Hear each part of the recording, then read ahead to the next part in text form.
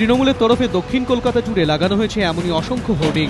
দোল উপলক্ষে শুভেচ্ছা জানাচ্ছেন মুখ্যমন্ত্রী, কিন্তু দোলের রঙের পাশাপাশি রাজনীতির রঙও রয়েছে।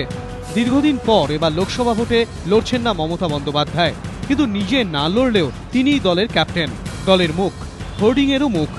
আর এই হোর্ডিংয়েই তাকে দেশের মুখ হিসেবেও তুলে ধরার প্রয়াস লক্ষ্য করা যাচ্ছে। দক্ষিণ কলকাতার মানুষ বা বাংলার মানুষ যারা মমতা ব্যানার্জিকে ভালোবাসেন, তারা মমতা বন্দ্যোপাধ্যায়ের কাছে অনেক কিছু এক্সপেক্ট করেন, মানুষ দেশ সব অনেক কিছু এক্সপেক্ট করেন।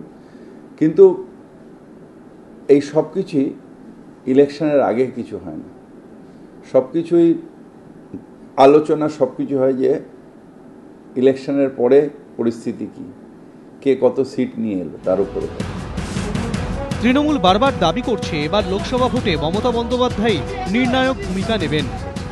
ভারতবর্ষে এই মুহূর্তে একজনই যিনি আছেন যাকে দেখে শেখা যায়, যাকে দেখে চলা যায়, উনিই ঠিক করবেন ভারতবর্ষের কে প্রাইম মিনিস্টার হবে।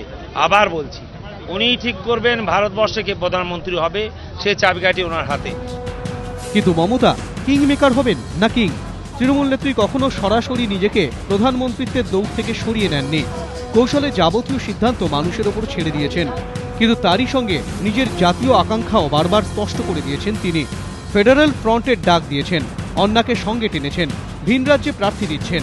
আর এসবেরই প্রতিফলন দেখা যাচ্ছে তৃণমূল নেত্রীর খাস তালুকে লাগানো এইসব হোর্ডিংয়ে। দক্ষিণ কলকাতা থেকে পাখির চোখ, দিল্লি।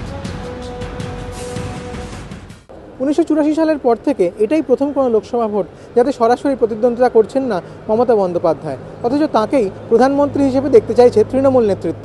অন্তত দক্ষিণ কলকাতার বিভিন্ন দেওয়ালচিত্র এমনটাই জানান দিচ্ছে। সঞ্চয়ন মিত্র, এবিপি আনন্দ, কলকাতা।